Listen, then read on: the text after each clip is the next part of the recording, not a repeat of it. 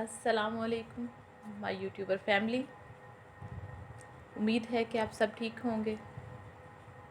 आज एक नए टॉपिक के साथ हाजिर हूँ और हमारा टॉपिक है इम्यूनिटी।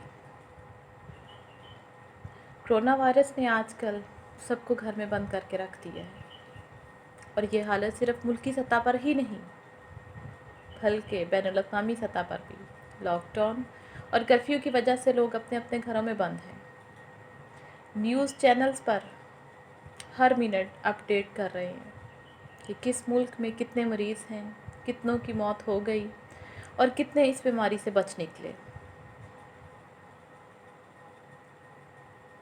लेकिन मेरे जैसी लाइलम बंदी भी आजकल इन तमाम अपडेट से फैज़याब हो रही है।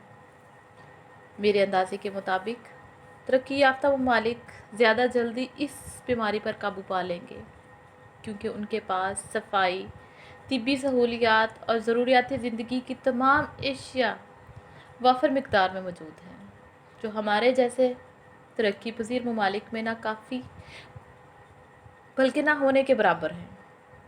लेकिन हैरत अंगेज़ तौर पर मुझे शौक़ तब लगा जब मुझे पता चला कि हमारे मुल्क में ये मर्ज़ बढ़ तो रहा है लेकिन मरीज़ रिकवर भी ज़्यादा कर रहे हैं।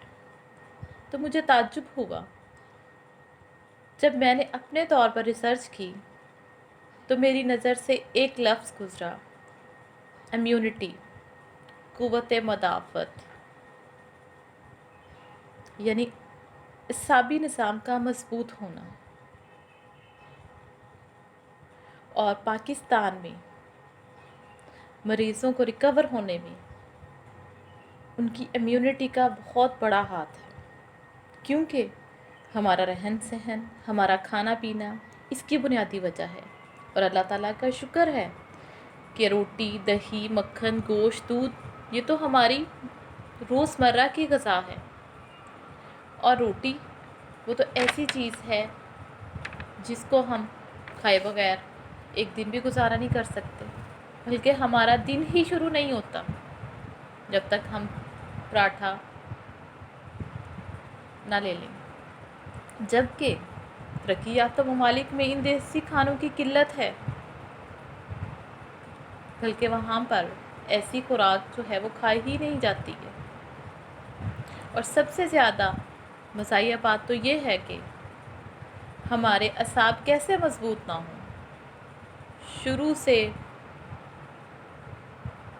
मदरसा जाने से पहले माँ बाप से धुलाई, मदरसे में कारी साहब अपने मूड के पेश नज़र अपना डंडा इस्तेमाल करते हैं। घर अम्मी की चप्पल गलती करने पर मिसाइल की तरह कमर पर पड़ती है। तो बेचारा इम्यूनिटी सिस्टम क्या करेगा, उसकी तो ऐसी की तैसी, वो कैसे मजबूत नहीं होगा।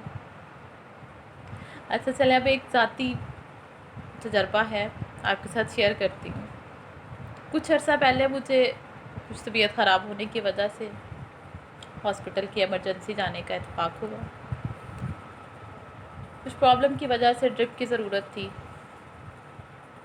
वहाँ की स्टाफ नर्स ने ड्रिप के लिए नीडल लगाई और उसके बाद उसमें से हार्ड नीडल निकाल कर सामने वाले मैट्रेस के अंदर इंजेक्ट कर दी।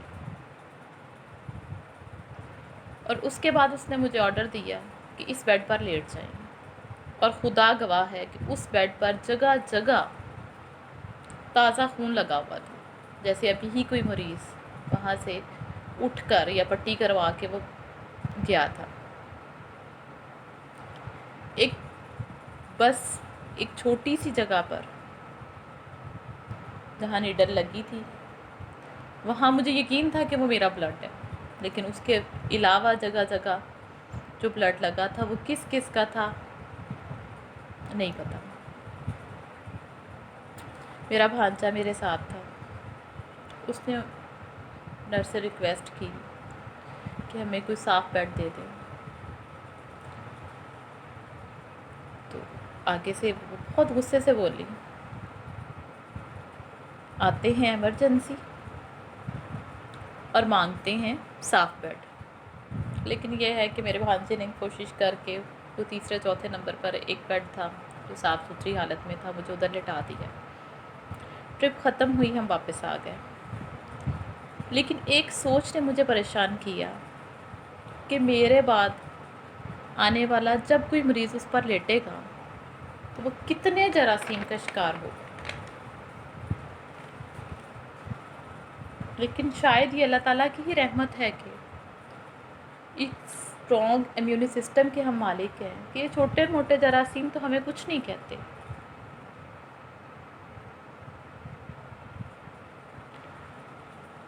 और हमें महसूस भी नहीं होता कि हम कितने जरासीम से सर्वाइव करके गुजर जाते हैं।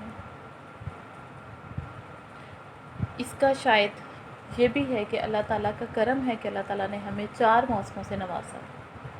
उसमें सर्दी और गर्मी 2 शदीद मौसम हैं जिनसे हम सर्वाइव करते हैं।